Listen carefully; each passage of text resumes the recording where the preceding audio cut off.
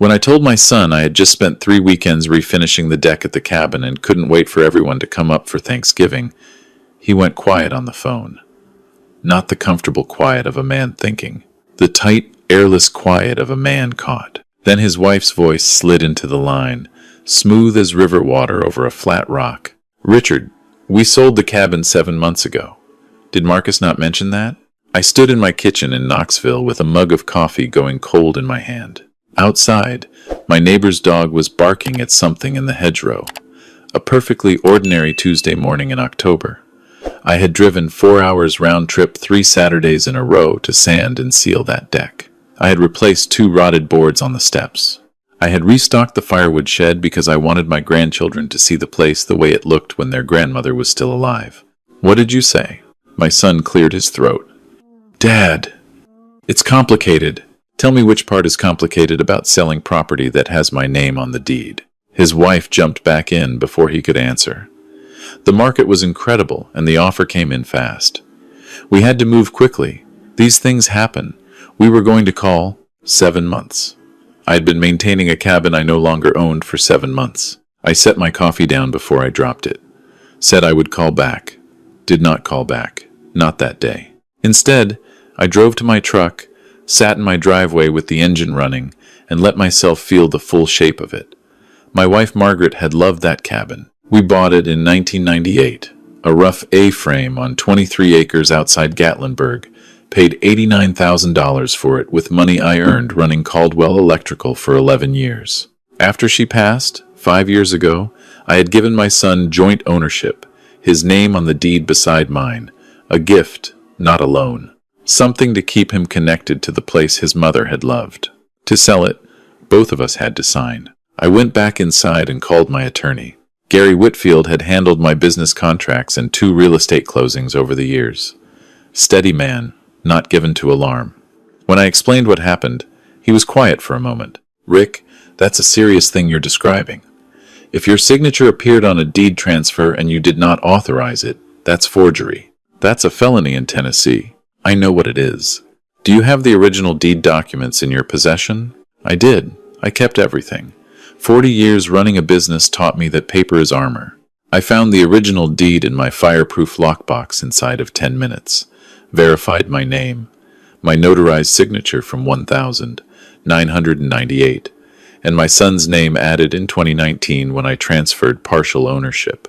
Then I called a title company on Oak Ridge Highway and asked them to pull the closing records on the Gatlinburg property. The young woman who called me back the next afternoon sounded cautious, like she could tell from my voice that this was not routine paperwork. "Mr. Caldwell, the property at Ridgeline Road transferred on March 14th this year. Sale price $340,000.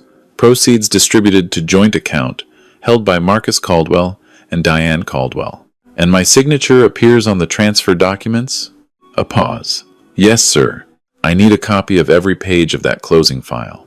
That night, I sat at the desk in my home office, where I used to do the books for Caldwell Electrical, and spread the photocopied documents under my lamp.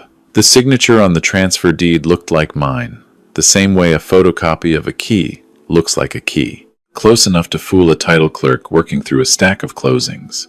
Not close enough to fool a man who had signed his own name 10,000 times. I opened a fresh yellow legal pad and started writing. Not venting, not grieving. Facts. Property purchased $1,998, $89,000. Property transferred partially to Marcus, 2019. Gift. Market value at transfer approximately $210,000. No payment received. Sale price March of this year $340,000. Proceeds 0 to me. I kept writing. The coffee maker in the kitchen finished its cycle and went quiet. The neighborhood outside settled into the kind of deep Tennessee night where you can hear a truck on the interstate 2 miles away. I did not notice the time. College at UT Knoxville. 4 years. $72,000 in tuition, housing, and expenses. I had paid it in full because that is what fathers do. Graduate school application fees. LSAT prep. The year my son decided law school was his calling before he decided it wasn't. $8,400 gone and never mentioned again. The down payment on his house in Brentwood 6 years ago, $60,000, framed as a loan, understood by everyone involved to be a gift. His wife's restaurant, Locale, in the Gulch neighborhood of Nashville, opened 3 years ago with $120,000 of my money. The restaurant had closed 11 months later. Diane had called it a difficult market. She had not called to offer repayment. The joint investment account was the one that made my jaw tighten. After Margaret passed, my son had come to me with a proposal. He was getting into real estate development, he said. Small projects at first, flipping undervalued properties in East Nashville, building equity. He needed a capital base. Would I consider a shared account he could draw from for acquisitions and expenses, and we would split profits down the middle? I believed him because he was my son, and I had always believed him. I pulled up the transaction history on my laptop. 18 months of withdrawals, with notations like acquisition costs and due diligence and professional fees. I added them across 3 pages of the legal pad. $44,600. I searched for the properties he had supposedly purchased. Found nothing in the county assessor's records under his name, or any LLC I recognized. I sat back and took off my glasses and rubbed my eyes the way you do when you are not tired, but your body wants a moment to process what your mind already knows. My son had used me as a funding source for 11 years, carefully, patiently, with just enough gratitude and just enough forward-looking promises to keep me extending the next installment of faith. The cabin was not impulsive. The cabin was the final withdrawal. Total on the legal pad, $488,000 over 11 years, not counting the sale proceeds he had pocketed, which brought it to $828,000. I closed the legal pad, turned off the desk lamp, and went to bed. Not because I was done, because there was nothing more to do that night, and clear thinking requires sleep. In the morning, I called Gary Whitfield before 8. I need to file a police report for forgery and deed fraud. I also need to understand every civil remedy available to me, and I need to do both of those things today. Gary was quiet for 2 seconds. Rick, I want to make sure you've thought this through. This is your son. He forged my name on a real estate transfer and kept $340,000. I've thought it through. Okay, come in at 10. Bring everything you have. The Knoxville Police Department's Financial Crimes Division was a windowless office on the 3rd floor of a building that smelled like industrial cleaning fluid and old coffee. The detective who took my report was a woman named Sandra Briggs, around 40, with the efficient manner of someone who had heard every variety of family betrayal and stopped being surprised by any of them. She reviewed the documents I had brought, the original deed, the closing file, my legal pad, the bank statements. Mr. Caldwell, the signature comparison alone is enough to open an investigation.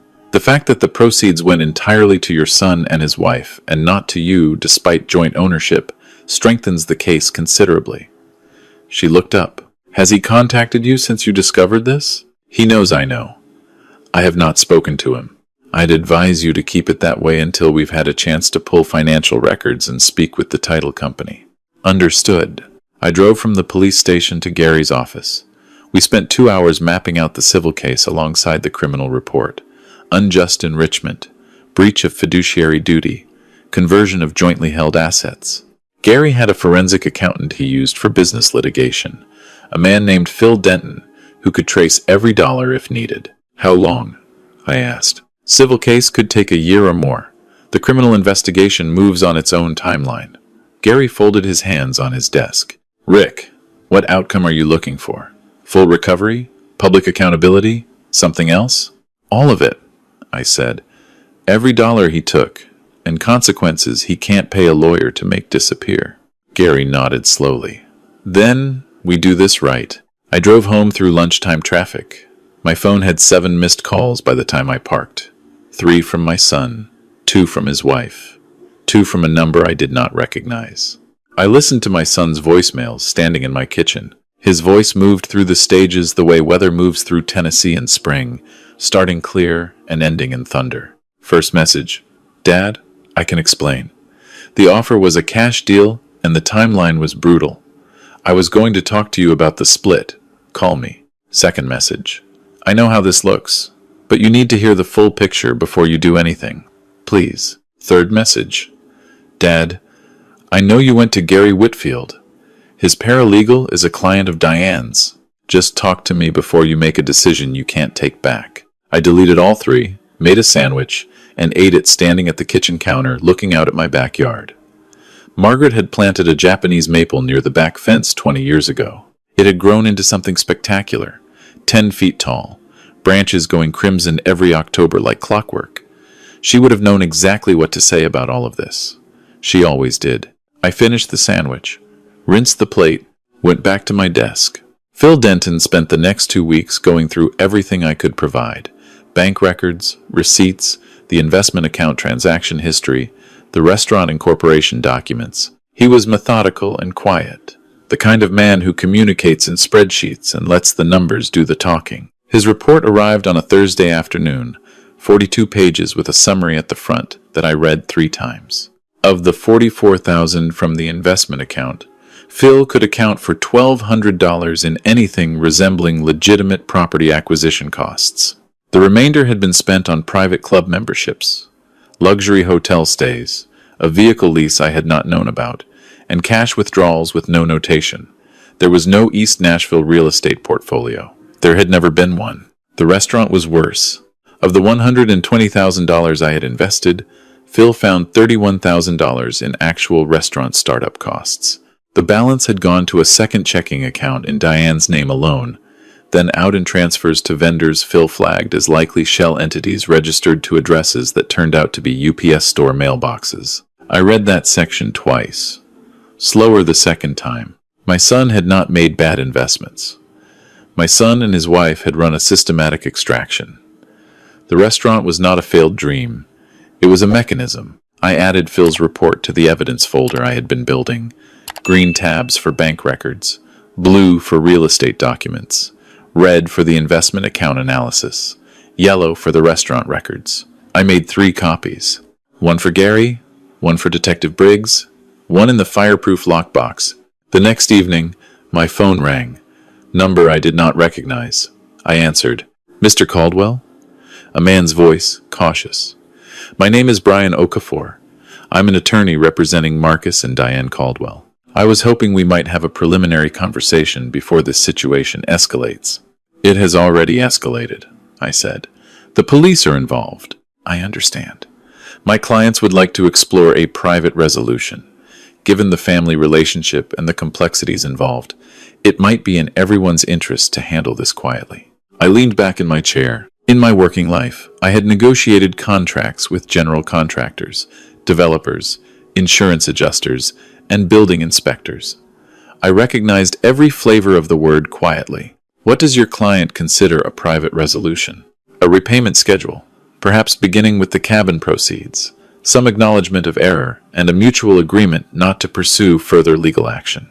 What your client considers an error, the state of Tennessee considers a felony. We're past private resolution. But thank you for calling. I ended the call. Made a note on my legal pad. Opposing counsel retained. Settlement offer declined. The following week, I had lunch with my oldest friend, a man named Roy Castillo, who had worked for me at Caldwell Electrical for 20 years before I sold the business. Roy had known my son since Marcus was 11 years old. We met at a diner on Chapman Highway where the coffee came in mugs the size of soup bowls and nobody bothered you. I laid out the facts simply. No embellishment, no emotion. Just what had happened. Roy sat with it for a long moment, his coffee cooling in front of him. Rick, I want to say, I'm surprised. He shook his head. I saw how Diane operated when they came to your retirement party 2 years ago. She treated your house like a hotel and Marcus treated you like a cash machine with a heartbeat. He paused. What can I do? Nothing yet. But I wanted someone who knew the whole picture. How are you holding up? I thought about that honestly. I'm not angry the way I expected to be. I feel like a man who discovered dry rot in a wall he thought was solid. You're not angry at the rot. You're angry at yourself for not inspecting it sooner. You deal with it. You rebuild. Roy nodded. Margaret would have spotted Diane from 50 yards. I know. I picked up my coffee. I did too, honestly.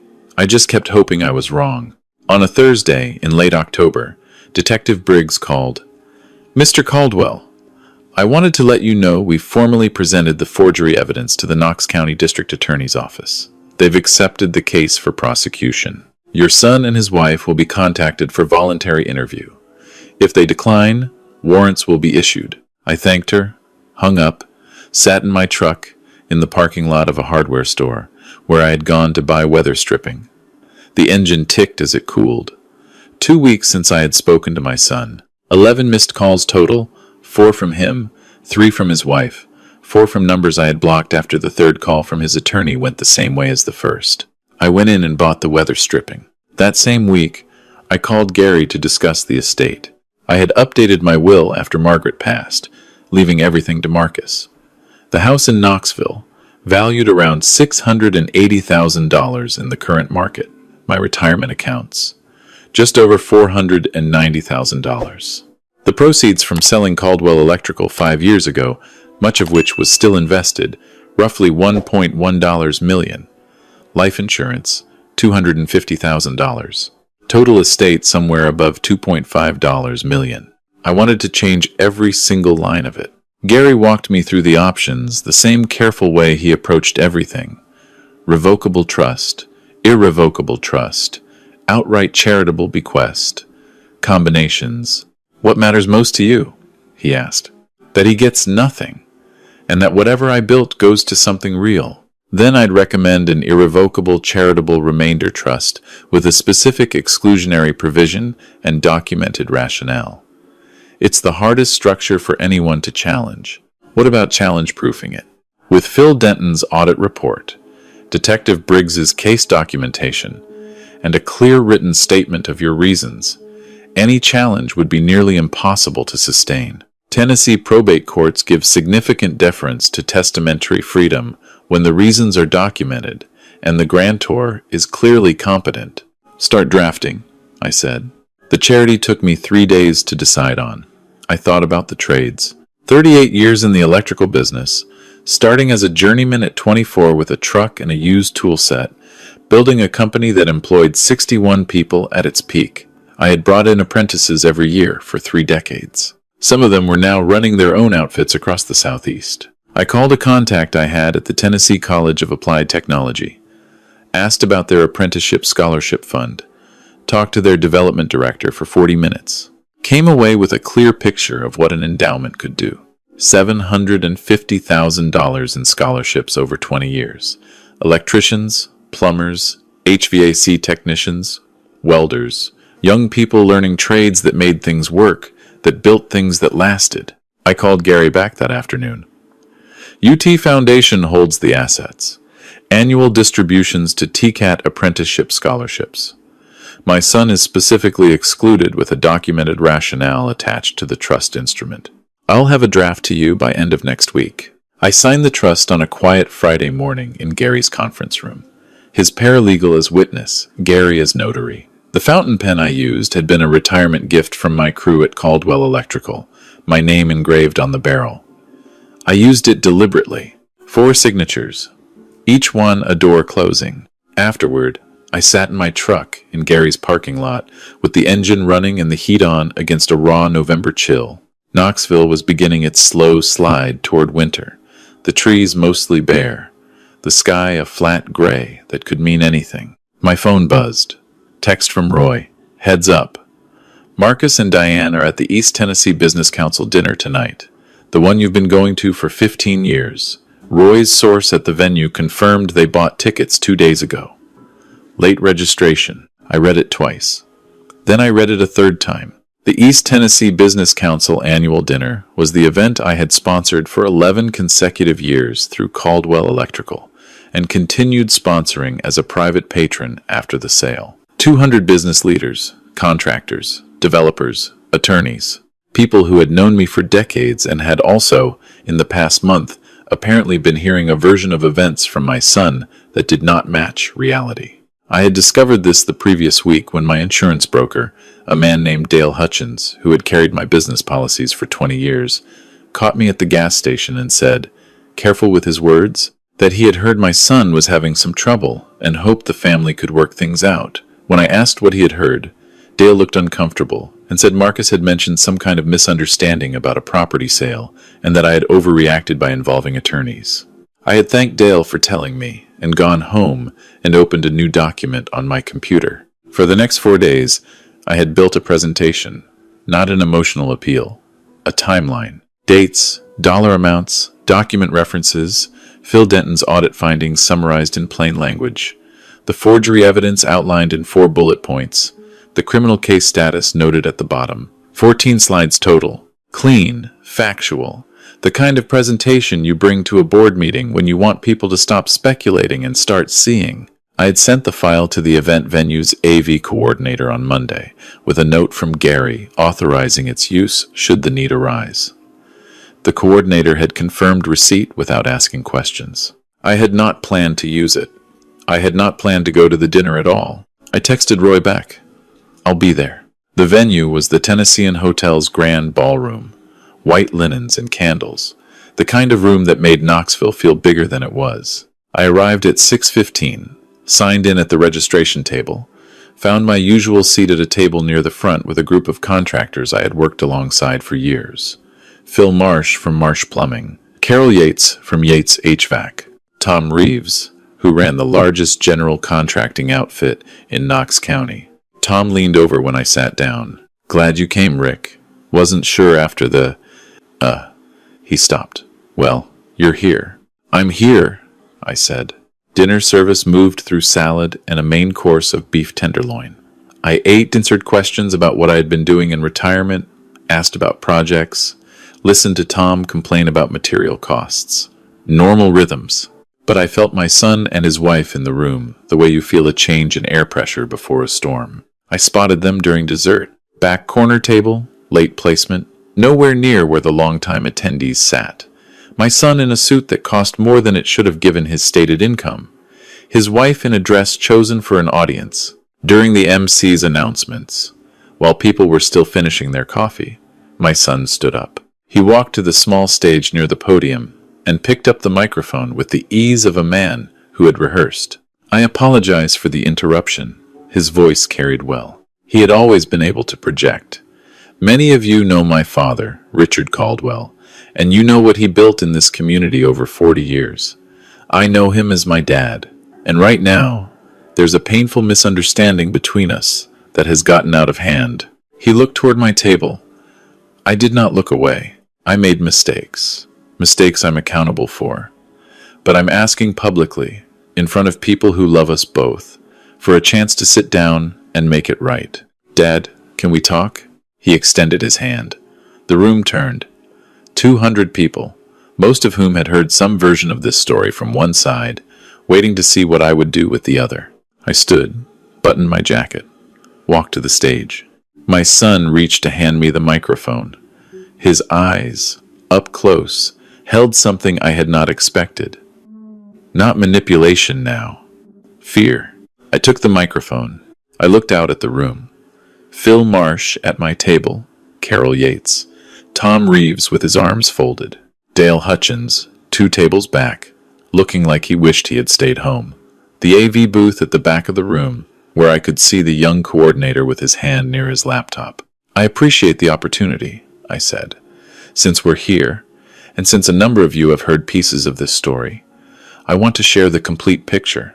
I nodded toward the AV booth. The presentation appeared on the screen behind me. 38 years ago, I started Caldwell Electrical with a used truck, $1,200, and a journeyman's license.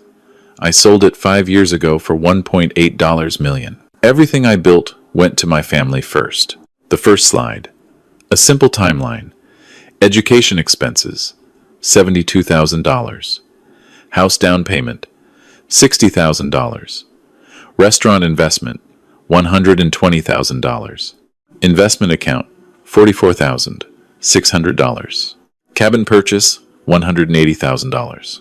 My son's college education, his first home, his wife's restaurant, a shared investment account for real estate he told me he was developing. I let the room read the numbers. The restaurant never turned a profit. The real estate portfolio does not exist. My investment account was drawn down to cover private club memberships, hotel stays, and vehicle leases. Phil Denton's audit summary appeared. Line items, categories, totals.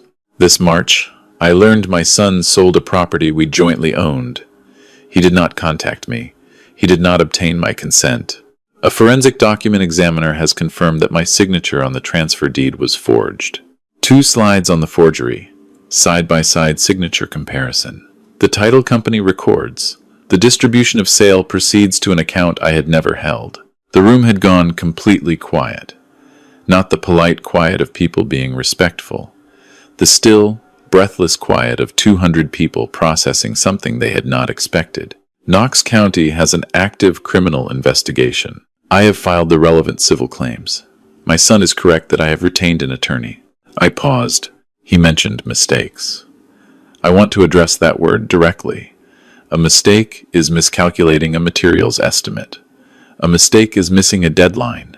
What happened here was not a mistake. It was a sustained and deliberate decision, made over more than a decade, to treat my trust as a resource to be managed and depleted. My son had not moved from the stage beside me.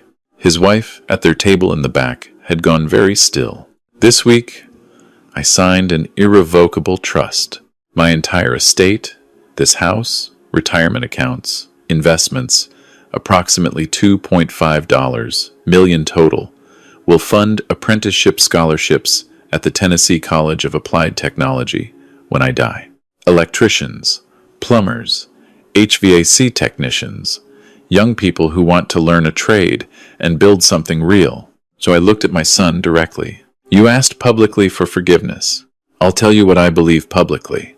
Forgiveness is a private matter between a man and his conscience. What happens in courts and county records is a different matter entirely, and it will proceed on its own timeline regardless of what either of us feels. I set the microphone back in its stand. Thank you for your patience.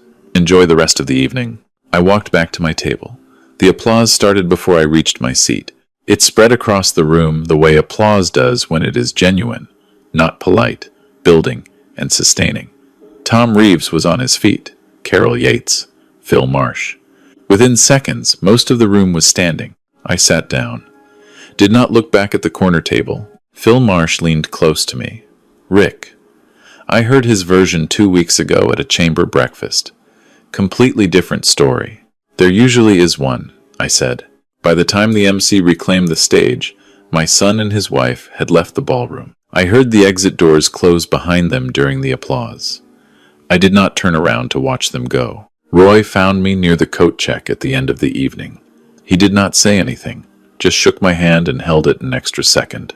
Margaret would have enjoyed that, he said. She would have thought it was unnecessary, I said. Then she would have enjoyed it. The drive home took 20 minutes on clear roads. I made a cup of tea in my kitchen, stood at the window, looking out at the backyard where the Japanese maple had gone bare for winter, its branches reaching in all directions against the dark sky. I thought about my wife planting that tree when Marcus was 9. He had helped her dig the hole. I finished my tea and went to bed. The following days moved at a different pace than the weeks before. The weight of anticipation, the grinding vigilance of knowing the next move was coming, was gone. I repaired the gutter along the east side of my house, had Roy over for dinner on a Wednesday, and we watched the Vols game and argued about the offensive line the way we had been arguing about it since 1989. My phone showed missed calls the first 2 days after the dinner. My son, his wife, a number I did not recognize that was probably the attorney again. On the 3rd day, nothing. On the Friday of that week, Gary called. 2 things. First, Morrison and Okafor, your son's attorneys, have filed a motion to dismiss the civil suit on the grounds of promissory estoppel, essentially arguing that your prior pattern of financial support constitutes an implicit binding promise to continue. Can they win that? No. Tennessee courts have been clear on this, and with Phil's audit documentation showing the misrepresentation behind the financial requests, their theory falls apart under any real scrutiny. Their lawyer knows it. Gary paused. Second thing. Detective Briggs called me this morning. Your son and his wife have agreed to a voluntary interview next Tuesday. The DA's office is moving. I wrote it on my legal pad. Voluntary interview. Tuesday. Gary, the civil suit.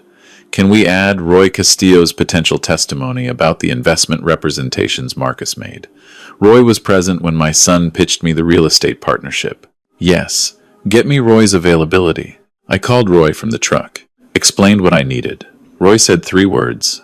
Name the date. The Sunday before Thanksgiving, I drove out to Gatlinburg, parked at the end of Ridgeline Road, where the old cabin had been. The new owners had been there already. You could see changes from the road, fresh paint on the exterior, a new garage door. The deck I had refinished in the spring was still there, though. The cedar planks I had sanded and sealed over 3 weekends. I sat with the engine running and looked at it for a few minutes. Then I turned around and drove back to Knoxville. Margaret and I had bought that cabin the year after Marcus was born. We had spent every 4th of July there for 19 years. I had taught my son to fish in the creek behind the property. He had caught his first trout there at age 7, and we had a photograph of it somewhere. Marcus holding the fish up with both hands, grinning the enormous grin of a boy who had just discovered what it felt like to earn something. I wondered sometimes when that boy had stopped existing and this one had taken his place, whether it had been gradual, a slow replacement of values, or sudden, a single decision at some point to treat the people who loved him as assets to be managed. I did not have an answer. I was not sure it mattered. The criminal case moved into December. My son retained a second attorney, a criminal defense specialist from Nashville. Diane retained her own, a different firm. Detective Briggs kept Gary informed of the material developments. 2 days before Christmas, Gary called me at 7 in the morning. Rick, the DA's office called. Marcus and Diane have agreed to a plea arrangement, formal charges of deed, fraud, and forgery. In exchange for guilty pleas, they avoid trial. Sentencing in February. What does sentencing look like? Suspended sentence contingent on full restitution of the cabin proceeds, $340,000, to be paid to you within 18 months. Felony on both records. Probation for 2 years. Community service. I sat with that. No prison time? Given no prior record and the restitution agreement, the DA felt this was the appropriate outcome. Rick, a trial could take 2 years and the outcome isn't guaranteed. This gets you the money back and the felony on their records. The civil suit? We can continue pursuing the investment account and restaurant funds separately. Phil's audit gives us strong grounds. Continue? I said. All of it? Gary paused. Rick, this is going to be a difficult Christmas for them. Gary, they spent 7 years making strategic decisions. This Christmas is one of the outcomes of those decisions. I looked out my kitchen window at the Japanese maple, bare and beautiful in the December light. I did not make this hard for them. They made it hard for themselves. I know. I just wanted to make sure you were at peace with how this resolves. I thought about the word peace. Whether it was the right one for a man sitting at his kitchen table a week before Christmas, his only son facing sentencing in February, an estate that had been carefully redirected to young strangers who would learn to work with their hands and never know whose loss had funded their opportunity. I'm at peace with the facts, I said. That's enough.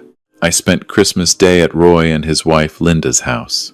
Their daughter and son-in-law came, and their 3 grandchildren, who were between the ages of 4 and 9, and ran through the house like weather systems. I ate too much. Helped Roy's son-in-law fix a malfunctioning garbage disposal after dinner because 40 years of electrical work had also taught me more about plumbing than most plumbers would admit, and drove home in the early evening through Knoxville streets hung with lights. My house was quiet when I got back. I had decorated modestly. A wreath on the door, a small tree in the living room that I had put up mainly because Margaret had always put one up, and the absence of it felt like capitulation to something I was not ready to capitulate to. I made tea, sat in my reading chair, thought about the year.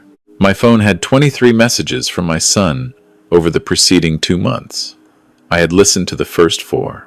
The 5th one, left on a Sunday evening in late November, I had started listening to and stopped when I heard him crying. Not because it moved me toward forgiveness, because I did not want the sound of it to become the thing I remembered about him. I wanted to remember the boy with the trout at Ridgeline Creek. I deleted it without finishing it. In January, I received a letter from the TCAT development director. The foundation documents had cleared their board review. The Harold and Margaret Caldwell Trades Apprenticeship Endowment was formally established, named by my direction for both of us, because she had believed in working with your hands long before I did. First scholarships would be awarded in June. I drove to the TCAT campus on a Tuesday and met with the development director in person, walked the machine shop, the electrical lab, the HVAC simulation room, watched students in their second year of apprenticeship working through wiring diagrams and equipment diagnostics with the focused intensity of people who had chosen something specific and were serious about it. A young man named Darius, 20 years old, was troubleshooting a 3-phase motor controller with his instructor. He was methodical. He checked his voltage readings twice before moving to the next step. The instructor caught me watching. "Strong student," she said quietly. "Works 2 jobs to pay tuition." I nodded. Kept watching Darius check his readings a 3rd time, just to be certain. On the drive home, I called Roy. "How are you spending the spring?" I asked. "Linda wants to go to Hilton Head," he said. I told her I'd think about it. "I'm thinking about doing some work on the house. The back porch needs rebuilding." "I'll help," Roy said immediately. "I know you will." My son's sentencing was in February, a Thursday morning at the Knox County Courthouse. I did not attend. Gary represented my interests in the restitution order. He called me that afternoon. Guilty pleas entered. Felony convictions on record for both. Restitution order of $340,000 to be paid to you within 18 months. 2 years probation each. 200 hours of community service each. Suspended sentences contingent on compliance. "Good," I said. "They looked rough, Rick." "For what it's worth." "It's worth something," I said honestly. "Not enough to change anything, but something." After we hung up, I sat in my reading chair for a while without doing anything in particular. The afternoon light came through the front windows and moved slowly across the floor, the way it does in winter, long and low. The Japanese maple in the backyard was still bare. A few more weeks until the first leaves came. My son would spend the next 2 years of his life navigating probation and community service and the slow work of financial consequence. I did not know whether that would change him. I did not know whether he would eventually become someone I could sit in the same room with and feel something other than the careful, necessary absence of feeling I had cultivated since October. What I knew was this. I had given an enormous portion of my life and my resources to a person who had treated both as instruments. I had finally stopped. The stopping was painful and correct simultaneously, the way certain repairs are, the ones where you have to cut out the damaged section entirely before you can restore function to the rest of the system. The foundation would award its first scholarships in June. Darius, the young man with the motor controller and the methodical hands, was on the short list. I had a porch to rebuild in the spring. The Japanese maple would be full red by October. I had work to do. The text came in at 6:13.